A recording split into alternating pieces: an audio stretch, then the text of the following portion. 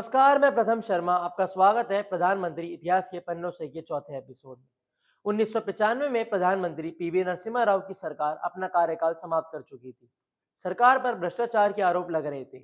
तब 1996 में एक बार फिर लोकसभा चुनावों का ऐलान हुआ। इस बार जनता ने कांग्रेस को नकार दिया और 1980 में जन्मी भारतीय जनता पार्टी पूरे देश में सबसे बड़ा राजनीतिक दल बनकर उभरी। तब गठबंधन सरकार ने भारत की आगे की राजनीति पृष्ठभूमि तय करने का फैसला किया। अपना नेता चुनने की बारी आई तो सबकी निगाहें आजादी के समय से भारत में अपनी अलग पहचान बना चुके अटल बिहारी वाजपेयी पर आ टिकी।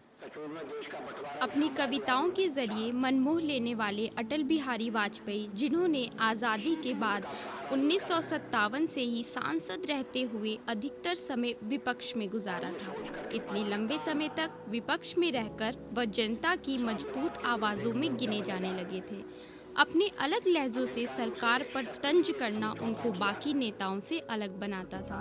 लेकिन 1996 के लोकसभा चुनाव में अटल के पास मौका आया कि वह अब कमान अपने हाथों में ले। जहां भारतीय जनता पार्टी चुनाव मैदान में अपना झंडा गाड़ चुकी थी। 16 मई 1996 को अटल बिहारी वाजपेयी ने भारत के प्रधानमंत्री के रूप में शपथ ली, लेकिन सदन में बहुमत हासिल करने में विफल रहने के 13 दिन बाद ही इस्तीफा दे दिया। प्रधानमंत्री कानून के ऊपर अगर प्रधानमंत्री के ऊपर आरोप लगेगा, अगर प्रधानमंत्री से किसी को शिकायत हो। अविश्वास प्रस्ताव के दौरान सदन में अपने घंटे भर के जवाब से वाजपेयी ने कांग्रेस पर उनकी सरकार को हटाने के लिए भयावह चालें चलने का आरोप लगाया। विपक्ष पर निशाना साधते हुए वाजपेयी ने कहा, जिस सदन में कई एकल सदस्य दल हैं, वे भाजपा को हटाने के लिए एक साथ आ रहे हैं। तब प्रधानमंत्री वाजपेयी ने संसद में खड़े होकर ऐसा भाषण दिया जिसकी आवाज आज भी भारत की राजनीति में गूंजती है। करने के लिए ये सरकार तैयार हो गई। ऐसे मामलों पर जिनका संबंध वोट। अटल बिहारी वाजपेयी सिर्फ 13 दिनों के लिए ही प्रधानमंत्री रहे, लेकिन उनका प्रधानमंत्री के तौर पर सफर सिर्फ इतना ही नहीं रहने वाला था। तकदीर ने उनके लिए कुछ और ही पटकथा लिख रखी थी। अटल की 13 दिनों की सरकार गिरने के बाद 1 जून 1996 को जनता दल के नेता एचडी देवगौड़ा ने संयुक्त मोर्चा गठबंधन के बलबूते पर अपनी सरकार का गठन किया, लेकिन उनकी सरकार भी मात्र 18 महीने ही चल पाई। देवगौड़ा अपनी सरकार संभाल न सके। उन्हीं के कार्यकाल में विदेश मंत्री रहे इंद्र कुमार गुजराल ने अगले प्रधानमंत्री के रूप में 21 अप्रैल 1997 को पदभार ग्रहण किया। कांग्रेस इस सरकार को बाहर से समर्थन दे रही थी। वे भी करीब 11 मास इस पद पर रहे, परंतु अंत में 1998 में देश में मध्यावधि चुनाव कराने पड़े। 2 साल के भीतर भारत में 3 प्रधानमंत्री बदल चुके थे। यह समय था जब भारत केंद्र में एक स्थिर नेतृत्व की तलाश कर रहा था। 1998 में हुए लोकसभा चुनाव में एक बार फिर अटल के नेतृत्व वाली भारतीय जनता पार्टी देश में सबसे बड़ी पार्टी बनकर उभरी। भारतीय जनता पार्टी को 182 सीटों पर जीत मिली, जबकि कांग्रेस के खाते में 141 सीटें आईं। सीपीएम ने 32 सीटें जीती और सीपीआई के खाते में सिर्फ 9 सीटें आईं। समता पार्टी को 12, जनता दल को 6 और बसपा को 5 लोकसभा सीटें मिली। क्षेत्रीय पार्टियों ने 150 लोकसभा सीटें जीती। भारतीय जनता पार्टी ने शिवसेना, अकाली दल, समता पार्टी और बीजू जनता दल में सहयोग से सरकार बनाई और अटल बिहारी वाजपेयी फिर से प्रधानमंत्री की कुर्सी पर बैठे। पिछली बार 13 दिनों की सरकार चलाने के बाद इस बार भी 13 का आंकड़ा अटल की सरकार के लिए अशुभ साबित हुआ। दूसरी बार 13 महीनों के बाद अटल की सरकार को झटका लगा। अविश्वास प्रस्ताव के सामने अटल अपना बहुमत साबित नहीं कर पाए और आज़ाद भारत के राजनीतिक इतिहास में पहली बार हुआ कि मात्र 1 वोट से केंद्र की सरकार गिर गई। 16 अप्रैल 1999 को जब 1:30 बजे ठंडा तरबूज का जूस पीते हुए ओम प्रकाश चौटाला ने घोषणा की कि वो राष्ट्र हित में वाजपेयी सरकार को दोबारा समर्थन दे रहे हैं, तो सरकार के खेमों में खुशी की एक लहर सी दौड़ गई। धोखा देने के खेल में सरकार के चेहरे पर वक्त से पहले ही मुस्कान आ गई थी, लेकिन कुछ लोगों ने नोट किया कि किसी ने लोकसभा के सेक्रेटरी जनरल गोपालन की तरफ एक चीट बढ़ाई है। गोपालन ने उस पर कुछ लिखा और उसे टाइप कराने के लिए भेज दिया। उस टाइप हुए कागज में लोकसभा अध्यक्ष जीएमसी बालयोगी द्वारा दी गई रूलिंग थी, जिसमें कांग्रेस सांसद गिरधर गोमांग को अपने विवेक के आधार पर वोट देने की अनुमति प्रदान की गई थी। दरअसल गोमांग फरवरी में ही ओडिशा के मुख्यमंत्री बन गए थे, लेकिन उन्होंने अपनी लोकसभा की सदस्यता में तब तक इस्तीफा नहीं दिया था। गोमांग ने अटल बिहारी वाजपेयी सरकार के खिलाफ वोट किया। वाजपेयी सरकार के पक्ष में 269 और विपक्ष में 270 मत पड़े थे। इलेक्ट्रॉनिक स्कोर बोर्ड पर जब सबकी नजर गई तो पूरा सदन अचंभित रह गया। सदन में विश्वास मत ना साबित कर पाने की वजह से कुछ महीने बाद ही तत्कालीन राष्ट्रपति KR नारायण ने संसद भंग कर दी, लेकिन वाजपेयी कार्यवाहक प्रधानमंत्री बने रहे। इसी परिणाम स्वरूप 1999 में एक बार फिर भारत को सितंबर-अक्टूबर महीने में मध्यावधि चुनाव में रूबरू होना पड़ा। अंत में जब चुनाव हुए तो एक बार फिर किसी भी पार्टी को बहुमत नहीं मिली, लेकिन एक वोट से सरकार गिरना और कारगिल युद्ध की सहानुभूति अटल बिहारी वाजपेयी के पक्ष में रही, जहां भाजपा सीटों के मामलों में सबसे बड़ी पार्टी बनी। अटल बिहारी वाजपेयी द्वारा बनाए गए एनडीए को 269 सीटें आई और उसे तेलुगु देशम पार्टी का समर्थन मिला और इस बार अटल बिहारी वाजपेयी का राज तिलक पूरे 5 साल के लिए हुआ। उनकी सरकार ने पूरे 5 साल पूरे किए।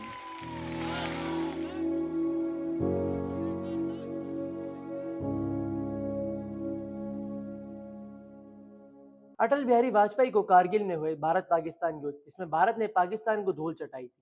इससे पहले अटल बिहारी वाजपेयी ने पाकिस्तान के साथ अच्छे संबंध बनाने का भी प्रयास किया था। पाकिस्तान ने वाजपेयी के इस हाथ को स्वीकार तो किया, लेकिन वाजपेयी इस बात से अनभिज्ञ थे कि पाकिस्तान नहीं सुधरेगा और दूसरे ही हाथ में खंजर लेकर बैठा होगा। वाजपेयी ने तब भीषण हुंकार भरी और भाषण देते हुए कारगिल के समय यह कहा कि दुनिया ने देखा कि हम शांति चाहते हैं, लेकिन दुनिया अब ये भी देखेगी कि हम शांति के लिए लड़ भी सकते हैं। 1974 में अपने एकमात्र परमाणु हथियार परीक्षण के बाद भारत ने लंबे समय तक अस्पष्ट परमाणु रणनीति अपनाई थी। भारत के पास परीक्षण करने का साधन था, लेकिन फिर भी परीक्षण नहीं किया गया। लेकिन 1990 के दशक में भारत पर परमाणु परीक्षण करने का दबाव बढ़ने लगा। मसला था 3 जगहों से भारत पर दबाव बनना, जिनमें पहला कारण था कि खुफिया एजेंसी यह जानकारी दे रही थी कि पाकिस्तान पहले ही चीन के सहयोग से परमाणु हथियार तैयार कर चुका है। इसी से जुड़ा एक पहलू यह भी था कि अमेरिका के राष्ट्रपति बुश ने 1990 में यह प्रमाणित करने से इनकार कर दिया था कि इस्लामाबाद परमाणु हथियार हासिल करने की कोशिश नहीं कर रहा है। दबाव की दूसरी वजह थी कि अमेरिका नॉन प्रोफेशनल ट्रीटी को बिना शर्त और अनिश्चित काल तक विस्तारित करके और व्यापक परीक्षण प्रतिबंधित संधि को पूरी दुनिया में लागू कर बाकी देशों को परमाणु हथियार के निर्माण की खिड़की को बंद करने का दबाव बना रहा था। दबाव की तीसरी और अंतिम वजह थी कि भारत और पाकिस्तान की परमाणु हथियारों की क्षमता को रोकने के खास प्रयास हो रहे थे। इसके बाद अटल बिहारी वाजपेयी मार्च 1998 में सत्ता में लौटे और लौटते ही उन्होंने एक बार फिर परमाणु परीक्षण को मंजूरी दे दी। 1998 में भी भाजपा के चुनावी घोषणा पत्र में साफ तौर पर कहा गया था कि भारत को परमाणु परीक्षण करने के अपने अधिकार का उपयोग करना चाहिए और अपने मिसाइल कार्यक्रम को आगे बढ़ाना चाहिए। कहा जाता है कि भारत ने परमाणु परीक्षण करने का फैसला 6 अप्रैल 1998 को पाकिस्तान द्वारा घौरी मिसाइल का परीक्षण किए जाने की पृष्ठभूमि में लिया था। भारत इसके पहले भी पिछले 2 वर्षों में परमाणु परीक्षण करने की कोशिश कर चुका है। अटल बिहारी वाजपेयी के नेतृत्व में और पूर्व राष्ट्रपति और वैज्ञानिक रहे डॉक्टर APJ अब्दुल कलाम के निर्देशन में भारत ने सफल परमाणु परीक्षण किया। इससे पूरी दुनिया चकित रह गई थी। अब भारत और पाकिस्तान दोनों के पास यह विस्फोटक हथियार मौजूद थे, लेकिन इस बीच प्रधानमंत्री अटल बिहारी वाजपेयी ने पाकिस्तान की तरफ दोस्ती का हाथ बढ़ाया। प्रधानमंत्री वाजपेयी ने अपने पड़ोसी पाकिस्तान के साथ संबंध बेहतर करने के लिए एक बस यात्रा का आयोजन किया, जिसे लाहौर बस यात्रा का नाम दिया गया। वाजपेयी खुद भी पाकिस्तान बॉर्डर पार करके बस में सवार होकर लाहौर पहुंचे। उनका स्वागत पाकिस्तान के तब के प्रधानमंत्री रहे नवाज शरीफ ने गर्मजोशी से किया। तब पाकिस्तान में प्रेस कॉन्फ्रेंस के दौरान पत्रकारों के साथ वाजपेयी की बातचीत बहुत प्रसिद्ध बन गई। मैं समस्त पाकिस्तान की ओर से वाजपेयी जी का स्वागत करता हूं। पड़ोसी वो होते हैं जो आपके बगल में रहते हों। अगर उन्हीं पड़ोसी से मिलने के लिए आपको हवाई जहाज निकालना पड़े तो समझे कि आप कहीं दूर रहते हैं, आपके आसपास कोई नहीं रहता। अगर दिल्ली और लाहौर के बीच ये बस यात्रा, ये बस केवल बस नहीं है, ये तमन्ना है पाकिस्तान और हिंदुस्तान की जनता के लिए, आवाम के लिए उम्मीद है। शांति की, सहयोग की, भरोसे की, प्रगति की, भाईचारे के साथ मिलकर चलने की है। जनाब, एक सवाल था। जी। आप कुंवारे हैं, हम आपसे निकाह करने को तैयार हैं, लेकिन हमें मुंह दिखाई में कश्मीर चाहिए। हम भी आपसे शादी करने के लिए तैयार हैं, लेकिन हमें दहेज में पूरा पाकिस्तान चाहिए। अटल बिहारी वाजपेयी न सिर्फ एक कुशल नेता थे, बल्कि उनकी कविताएं भी उस दौर को दर्शाती थी। अपनी कविताओं के जरिए अटल बिहारी वाजपेयी अपने विपक्षियों पर भी तंज कर दिया करते थे, जिसने उनकी पहचान एक अलग नेता के तौर पर भारत में जमा दी। मौत से मनुष्य की हमेशा ठनती है। मौत से ठन गई। जूझने का मेरा कोई इरादा न था। जूझने का मेरा कोई इरादा न था, मोड़ पर मिलेंगे इसका वादा न था। अटल बिहारी वाजपेयी एक राजनेता और एक महान कवि के रूप में आज भी याद किए जाते हैं। अपनी कविताओं के जरिए वाजपेयी अपनी बातों को धार दिया करते थे। कम शब्दों में गहरी बातें कहना उनकी कविताओं में झलकता था। हंसते हंसते आग लगाकर चलना होगा, कदम मिलाकर चलना होगा। राष्ट्रवाद से भरपूर कविताएं गीत नया गाता हूँ। टूटे हुए सपने की सुने कौन सिसकी, अंतर को चीर व्यथा पलकों पर ठिठकी। हार नहीं मानूंगा, रार नहीं ठानूंगा, काल के कपाल पर लिखता मिटाता हूँ, गीत नया गाता हूँ, गीत नया गाता हूँ। मौत से ठन गई और ना जाने कितनी ही उनकी रचनाएं आज भी लोगों की जुबान पर शब्दशः चढ़ी हुई है। अटल बिहारी वाजपेयी का व्यक्तित्व बेहद शानदार था। न सिर्फ उनके अपने राजनीतिक साथी, बल्कि उनके विरोधी भी उनकी कुशलता के कायल थे।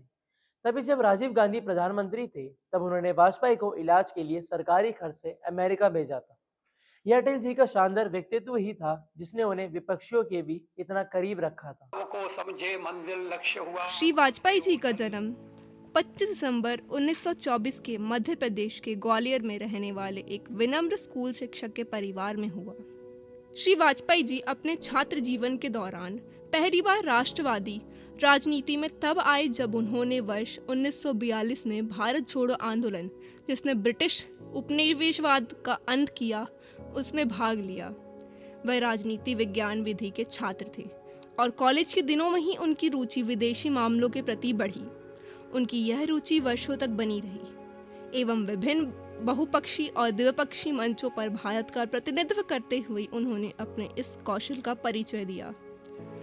वाजपेयी ने अपना करियर पत्रकार के रूप में शुरू किया था और 1951 में भारत जनसंघ में शामिल होने के बाद उन्होंने पत्रकारिता छोड़ दी। आज की भारतीय जनता पार्टी को पहले भारतीय जनसंघ के नाम से जाना जाता था, जो राष्ट्रीय जनतांत्रिक गठबंधन का अभिन्न अंग है। उन्होंने कई कविताएं भी लिखी, जिसमें समीक्षकों द्वारा सराहा गया। तो कैसा विस्मय, हिंदू तन मन हिंदू जीवन, रग रग हिंदू मेरा। अब भी राजनीतिक मामलों में से समय निकालकर वह संगीत सुनने और खाना बनाने जैसे अपने शौक को पूरा करते थे। राजीव गांधी और अटल बिहारी वाजपेयी के बीच एक खास लगाव था। ये दोनों अलग अलग राजनीतिक पार्टियों से थे। इनमें एक दूसरे के लिए काफी सम्मान था। इनके वैचारिक मतभेद कभी आपसी रिश्तों में खटास नहीं पैदा कर पाए। अटल बिहारी वाजपेयी राजीव गांधी से लगभग 20 साल बड़े थे। वह राजीव गांधी को छोटा भाई मानते थे। 1991 में जब राजीव गांधी की हत्या हुई तो उसके बाद अटल बिहारी वाजपेयी ने एक इंटरव्यू दिया था। इस इंटरव्यू के दौरान उन्होंने बताया था कि वह जिंदा हैं तो उसकी वजह सिर्फ राजीव गांधी ही हैं। जब राजीव गांधी ने अटल बिहारी वाजपेयी की मदद की थी तब अटल बिहारी वाजपेयी राज्यसभा सदस्य थे। 1988 में अटल बिहारी वाजपेयी अपने किडनी की समस्या से जूझ रहे थे। डॉक्टरों ने उन्हें जांच और इलाज के लिए अमेरिका जाने की सलाह दी थी क्योंकि देश में इलाज संभव नहीं था। अटल बिहारी वाजपेयी के पास इतने पैसे नहीं थे कि वे अमेरिका जाकर अपना इलाज करा पाते। इलाज ना कराने से उनकी जान भी जा सकती थी। इस दौरान राजीव गांधी को उनकी किडनी की समस्या के बारे में पता चला तो उन्होंने सुनिश्चित किया कि अटल बिहारी वाजपेयी का अमेरिका में इलाज हो सके। इसके लिए राजीव गांधी ने अटल बिहारी वाजपेयी को संयुक्त राष्ट्र जाने वाले प्रतिनिधि मंडल में शामिल कर दिया। इसके बाद अटल बिहारी वाजपेयी अमेरिका गए और इलाज कराने के बाद लौटे। अटल बिहारी वाजपेयी ने इस पूरी घटना को इंटरव्यू के दौरान बताया और कहा था कि वह राजीव गांधी की बदौलत जीवित हैं। साथ ही अटल जी भारत के प्रथम प्रधानमंत्री जवाहरलाल नेहरू की नीतियों को आज़ादी के बाद से ही विरोध करते आए हैं, लेकिन वह पंडित नेहरू की बहुत इज्जत किया करते थे। ऐसे ही एक वाकया हुआ 1977 में जब आज़ाद भारत में पहली बार केंद्र में गैर कांग्रेसी जनता दल की सरकार बनी। इमरजेंसी की ठीक बाद बनी सरकार में नौकरशाह नए नवेले मंत्रियों के दफ्तर से कांग्रेस पार्टी से जुड़ी पहचान को खत्म करने में लगे थे। लेकिन ये बात राजनीतिक शिष्टाचार के घनी जिंदा दिल इंसान अटल बिहारी वाजपेयी को खल गई। बतौर विदेश मंत्री जब पहली बार दफ्तर पहुंचे थे तो उन्होंने दीवार पर एक खालीपन देखा। वाजपेयी जी ने तुरंत कहा, इस जगह पर तो पंडित जी की तस्वीर लगी होती थी। उन्होंने तुरंत अपने सेक्रेटरी से कहा, मुझे याद है कि मैं जब पहले इस कमरे में आया था तो नेहरू की तस्वीर दीवार पर लगी थी, कहाँ गई? मैं चाहता हूँ कि फिर से वो वहीं लगा दिया जाए। पंडित नेहरू भी अटल बिहारी वाजपेयी की भाषा शैली के कायल थे। वह अक्सर अटल जी की सांसद में दिए गए भाषण की तारीफ किया करते थे। यह व्यक्तित्व था उनको जो सभी नेताओं से अलग बनाता था।